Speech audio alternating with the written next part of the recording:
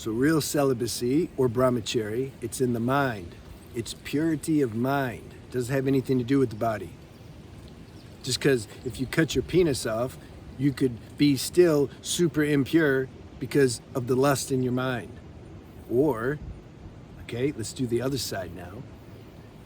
You could be having sex every day and be super pure. How? Because you don't have the lust in your mind. See, it's stigmatized when we say celibacy and Brahmacharya to think that these guys, there's no marriage, there's no sex. Hell, they don't even touch a woman. Can't even touch them. There's got to be space between, like the girl has to be like over there somewhere if I'm going to talk to her. You can't have a good time, can't laugh and joke or connect. No, it's a girl. See? So in Tantra, smaller aspects of Tantra, they know that that's not where it's at. If somebody is really free in their mind and they don't have lust or fantasies, they're not trying to get hits of validation from the woman, they're not having sex to get a dopamine hit or to build their self-esteem so that they think, oh, I know what I'm doing and I'm satisfying the girl. If they're super clean and pure in their mind, you can have sex, you can not have sex, you can joke and connect with the woman. It's great. That's a normal, full spectrum life. Don't you know? Can't you feel it? Do you think it's normal to just to have that level of separation and division between another soul who's playing the role of woman? No, you got to transcend gender. If you're if you're postulating yourself as I'm a true celibate, I'm really free. Well, if you're really free, then you should be able to be around women, no problem. And if you're super free, you should be able to have sex in the right situation, not talking about with anybody. It should be a nice sharing if the universe prescribed that situation to you. Now, it's in some people's destiny. It depends, the lineage and where you grew up and what your dharma and destiny is. Some beings, some yogis, it's effortless. Like that's their path. This life for them isn't for having relationships and having sex. That's okay. That's normal. That's organic. That's my point. But those who mentally, see, these yogis, they didn't make the mental choice. No, it unfolded. It's like my breatharian friend that I had some time back. He stopped eating and drinking for 2 years. It happened organically. Wasn't trying to. He just noticed it started happening. He cooperated with it and he kept going. And then he stopped because things got too weird. It got too sensitive. I mean, he can just read you like he's like, I don't want to, there's too much information. I need to get grounded. I can relate. I tasted that too when I was deeply fruitarian for a long time and also liquidarian and also when I was dry fasting for a long time. Okay. See, things come and I share and I forget, like what are we talking about? I wonder if that's age too.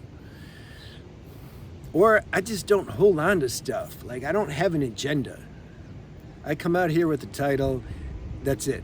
And then I let it flow. And sometimes I write some bullet points just in case this happens so I can stay focused. Maybe I should look at I didn't write any bullet points though today.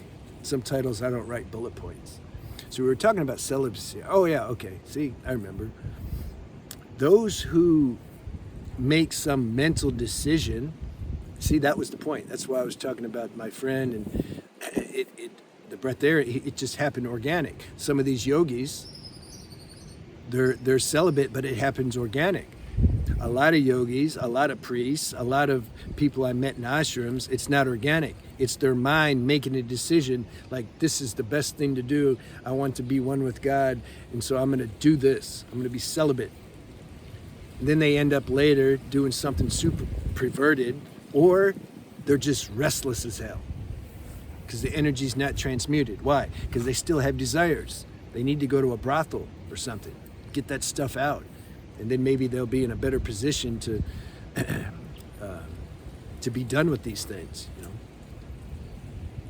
So, true celibacy, it's in the mind. This is also why I've touched on this in some other videos, in one other video where I talked about in India. India's smart, man. Like the ancient, the culture, and that country is the most devoted to self-realization and enlightenment than anywhere I've been. I've been to like 22 countries. I mean, they just, yeah, it's impressive. So I've shared before, though, they had these, they still have them, but you gotta be pretty, you can't just go out and ask somebody where they are. You have to like magnetize them somehow. And there's these churches. It's not your stereotypical church. I shouldn't even call it that, because you'll paint a picture in your mind about a church, but institutions where the girls, they're called devdasis or courtesans, but the real authentic word. You type in courtesan on the internet, it'll bring you to Pornhub probably. So these women, because they know the Indians, the yogis, like they know how strong these sexual desires are. It's the second strongest instinct, next to self-preservation. It's very strong.